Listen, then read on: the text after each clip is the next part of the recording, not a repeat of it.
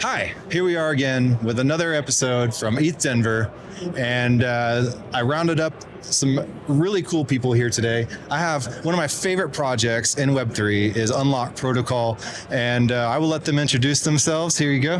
Hey, my name is Julien, and I'm the CEO and founder at Unlock Protocol, I guess. Right on. And Chris Carfi, COO at Unlock Protocol. Awesome. Yeah, Unlock Protocol is pretty much, to me, in my eyes now, is kind of OG status in the Web3 world. Let's let you guys explain a little bit about what Unlock Protocol does first and the problem that it's trying to solve.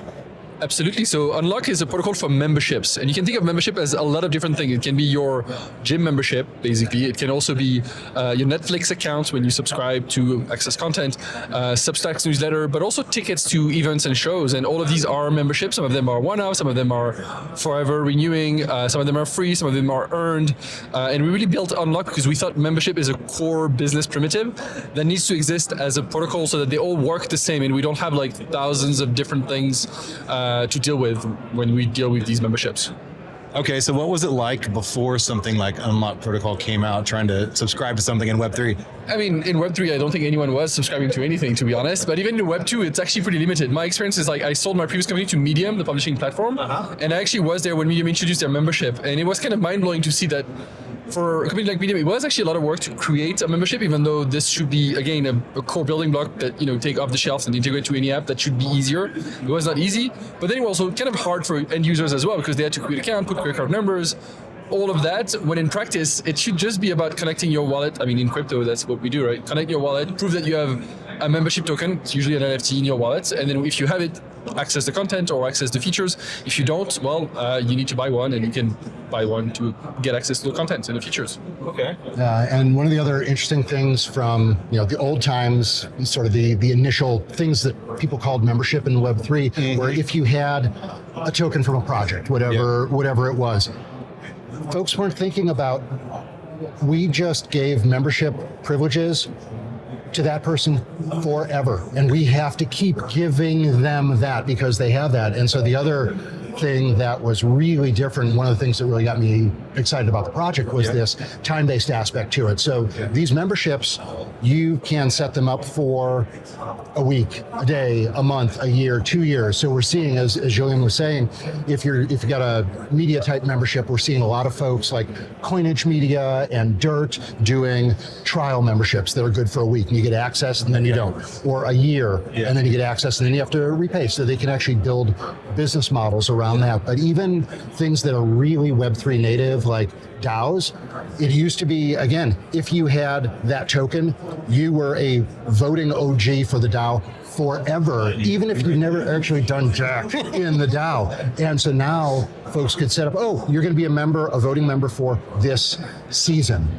And so that time-based thing, people are like, we actually kind of need that. Never had really thought about that before. Yeah, I wouldn't have thought about that. And really, one of the time aspect, it's important to realize like the NFTs expire.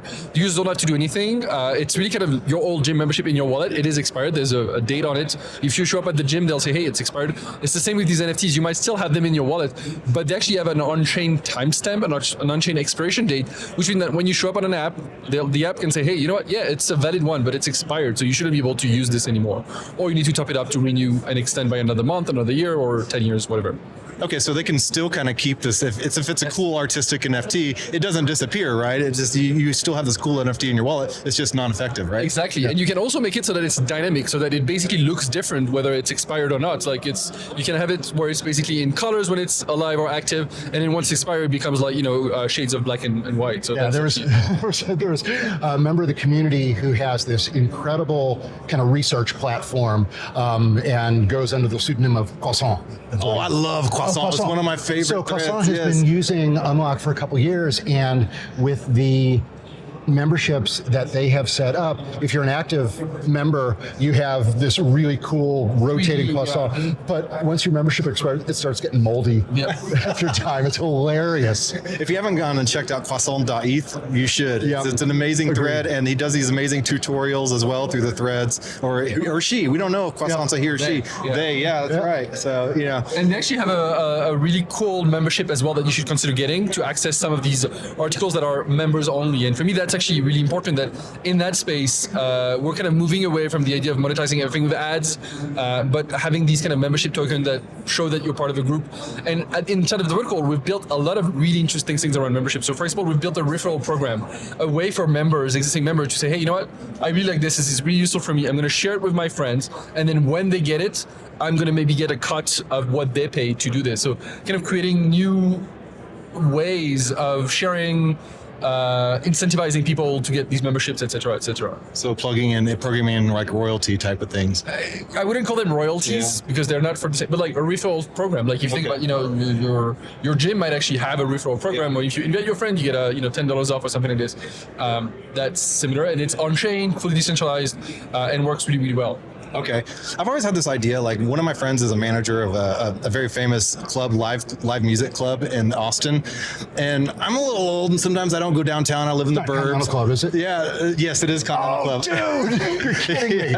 Okay. Oh, so man. I doxed it. But Okay. I've always thought about, I was like, man, if you could go to the Continental Club and go see, say for instance, Mojo Nixon, God rest his soul, if he came and played live there, but I didn't want to go Elvis downtown and is see him at midnight, but I could maybe go to the website and use something like Unlock Protocol to see a live stream of the show. Yeah. Is that possible? Are we doing video? Absolutely. So we're just about the membership aspect, but yes, there's people that actually built integration with stuff like LivePeer or Huddle, which are video streaming platform, where you can say, hey, this stream is token gated. You can only view the content if you have a valid membership NFT in your wallet, and if you don't, you can buy one on spot to actually view the content. Amazing. And you can do things like for folks who actually showed up at the venue, you could give them an attendance NFT for the folks who are there, and that one could unlock special behind the scenes videos, things from the green room, bonus tracks, all of those types of things, or discounts on merch or any of those kinds of things. Or even just trials that you can get. Hey, you've been to one of the shows in the physical space, well, you get access for free for the next month to the online version. If you want to keep doing this after this, you'll have to top it up and then you can do that. So it's kind of really a way, we think of these membership tokens as ways to build communities and ways to build kind of a relationship between a creator and their fans, or between a business and their audience in practice. Okay. So I know the goal in Web3 a lot of times is to get away from which blockchain is this on, because people in general don't really care what's going on under the hood.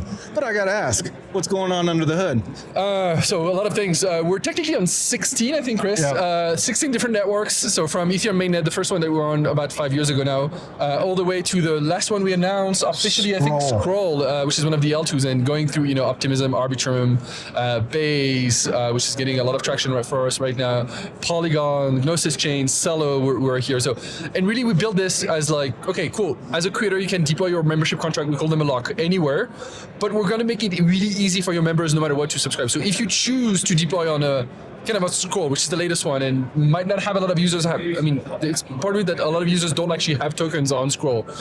We've built a system where users, if they have money on, say, Ethereum mainnet or Polygon, can actually pay on whatever chain they want, and then they'll get the NFT, the membership, on the one that was chosen. And so we kind of abstract away that complexity. Similarly, you can price your membership using the native currency of the chain, so ETH on mainnet or on Base, or Matic on Polygon, but you can also price it in an ERC20. So let's say you create the Sapiens coin.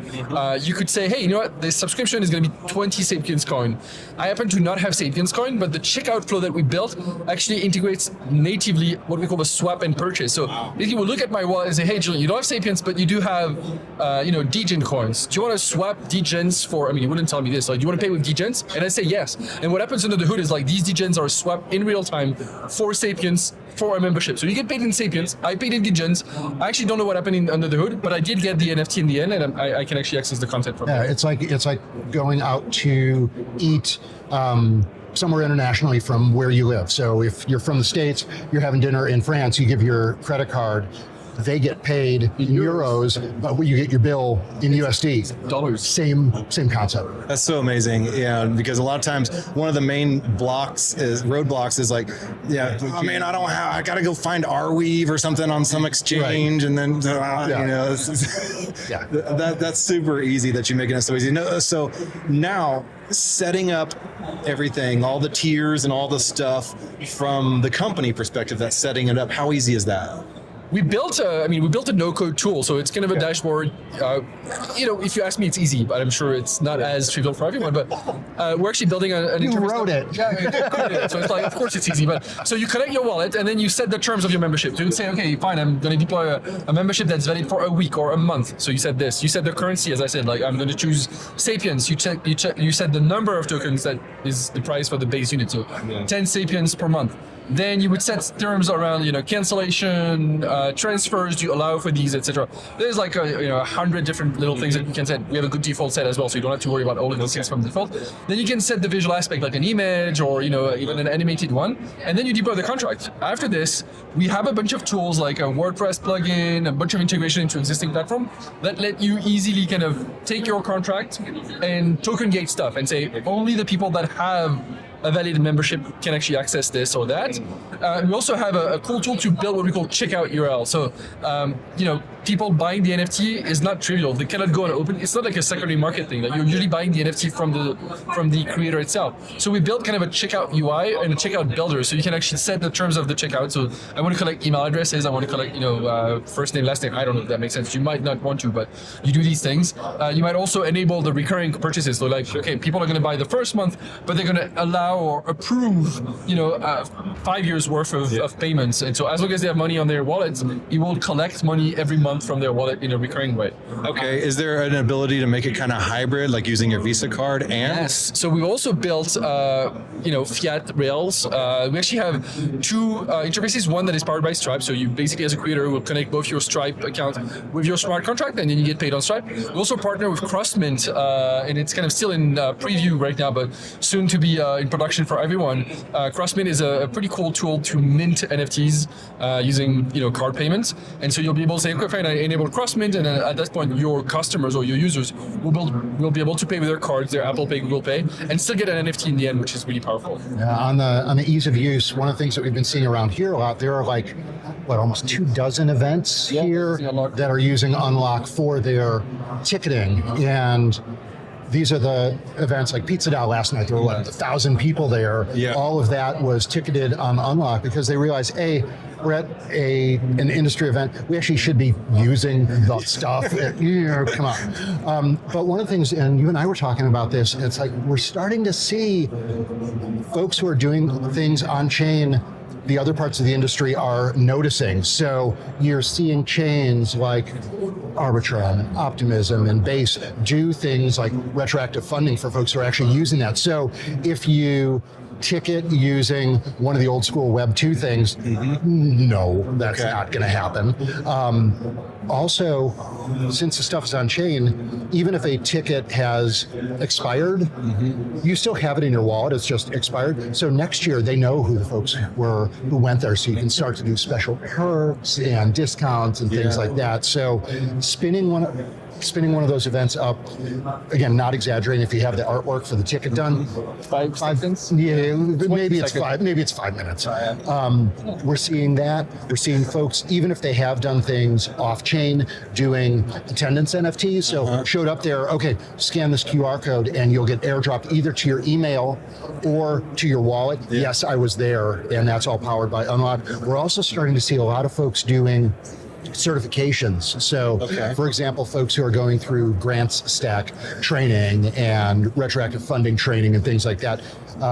Folks like Lana Dingwall and other folks are doing these training sessions, and then after the training sessions are complete, the folks who went through the training session actually get an on-chain certification proving they actually learned this stuff. Yeah. And so all of these are different flavors. If you zoom out far enough, these are all memberships. I'm a member of the group of folks who did X or who were at X or who are interested in Y. Those are all things that you can do. These are all building blocks of like building a mobile CV, or mobile resume. Exactly.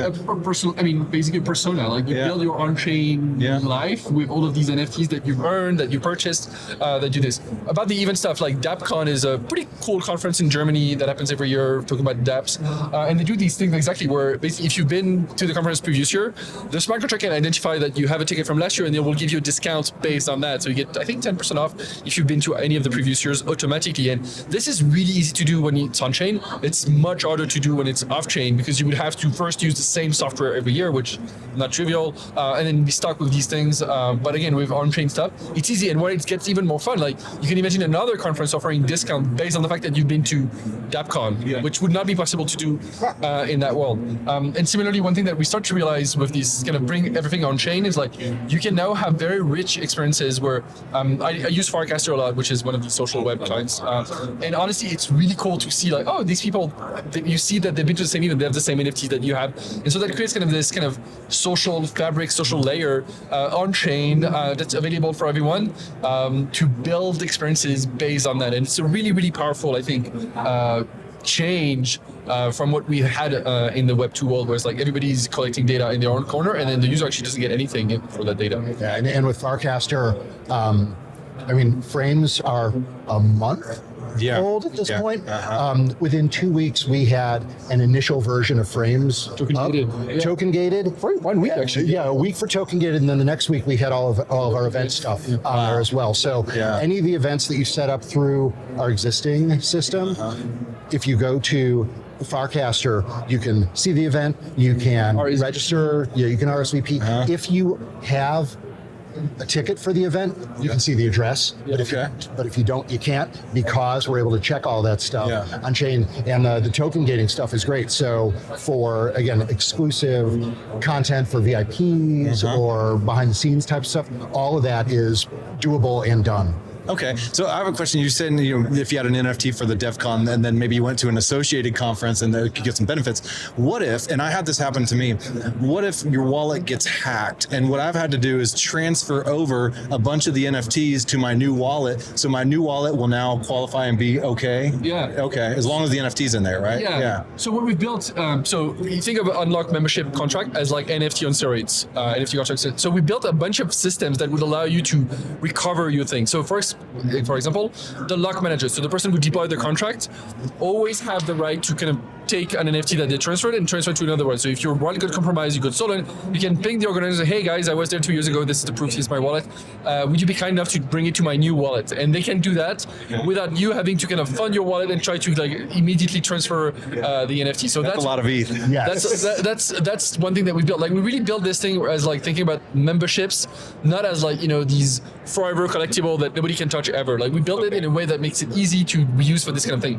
We also have a very unique feature. We decouple the ownership from transfer rights. So you can own an NFT on your hot wallet, you can show around, but the transfer might be linked to your cold wallet or to a multisig. So now you're the owner, but if I take your private key that you own it from, I cannot transfer it because the transfer rights are attached to your other kind of cold storage wallet to make it much safer. Right? So that's actually a very powerful system that lets you own it, go around, and not worry about losing anything, because if you lose it anyway, the control are on your cold wallet, and you can take it from the cold wallet, from the hot wallet to another hot wallet of yours at any point. Yeah, ENS does that too, right? ENS have a similar system, but it's a bit more complicated on their side, I feel. But but either way, that's a great fail-safe. Exactly. It's a way to say, hey, you don't have to be stuck in this kind of immutable world. It can be a bit smarter than that. It can be accountable versus immutable, which I think is much better. That's amazing. Yeah. Well, I think we're running a little short on time now, but do you guys have any alpha? Anything coming up? Did you want to announce? Join our Discord. That's where you can get the alpha for sure. Follow us on Twitter and on Farcaster. We have a channel on Farcaster for Unlock. Maybe, we have the good alpha. I think at this point we have about 30 bounties on our GitHub. So if you're a dev and you want to kind of, tip your toes in the Web3 world, or even if you're already pretty used to this, want to play with Unlock, check out our GitHub. Like there is I think about 30 bounties for which we're looking for people to help, and some of them are like, don't say minutes, but like a 2-hour amount of work. Some of them are a longer, like 1 week long project, but Yeah, that's the alpha that I give you. Okay, enough for people to just kind of poke and dabble in Yes. and get used to it. Yes, yes. Yeah, and I mean, Discord, as Julien was saying, Wednesdays, 10 o'clock Pacific, we do a open town hall that anybody can attend. It's done because we're trying to do everything on Web3 Rails where we can. So it's done using Huddle, but then we're also casting it out to Twitter or X or whatever it's called this week. Yeah, that thing. And so you can always do that. Our DAO gets together on our Discord on Tuesdays, and then we're always doing webinars and other things like that. So yeah, just follow us on all the things. Look for Unlock Protocol. We also have some really cool stuff like retroactive funding. So if you're using Unlock for anything, you should apply for retroactive funding. Like, hey, I've used Unlock, I've exposed a couple hundred people to this, a couple thousand people. Can I get a bunch of tokens? It's not neither Chris or I who decide, it's the DAO. So you should definitely apply for this if you're building anything or using Unlock for anything cool. You were about to say something? Yeah, and so one thing, and again, this is something, so Julien and I are part of Unlock Labs. Unlock itself, though, is an open source protocol, open DAO, anyone can do it. So there's a lot of cool stuff that is happening out there that we have not driven. So one of those things is one of the folks in the community, so last year the DAO got a grant from the Arbitrum Foundation. So Unlock Labs did not, but the DAO itself did. The members of the DAO are like, well, we got these ARB tokens, let's do something awesome with them. Yes. So they just launched a grants stack driven grants round, 7,000 ARB. Anybody who is building on ARB using Unlock Protocol has a project that is eligible. The criteria are, the applications are open now, so you can start looking at it already. Applications close, I think, middle of March 14th or so. Right around Pi Day, if it's not on Pi Day. Also a good day for Pizza DAO because Pizza DAO, for sure. Pi Day. You have to have a project, and again, it can be any of these things. It can be an event, it can be a membership, it can be a certification, it can be a proof of attendance NFT, any of these things that feel like a membership, as long as you've had 50 people get that membership. So get that token. Put your application in, and it's a quadratic funding round, just like the ones you're familiar with on Gitcoin. So anyone can do it. So get your projects rocking, get your community fired up, get folks to support you in the community at $1 a vote or whatever it is. And there is this pot of 7,000 ARB matching tokens that are going to be given out to folks who build cool stuff. So please do. Devs, creators, enthusiasts, you've heard it from the source. Come get you some. Do the thing. Thank you so much. Of course, thank you for having us. Thank you for having us. Absolute pleasure.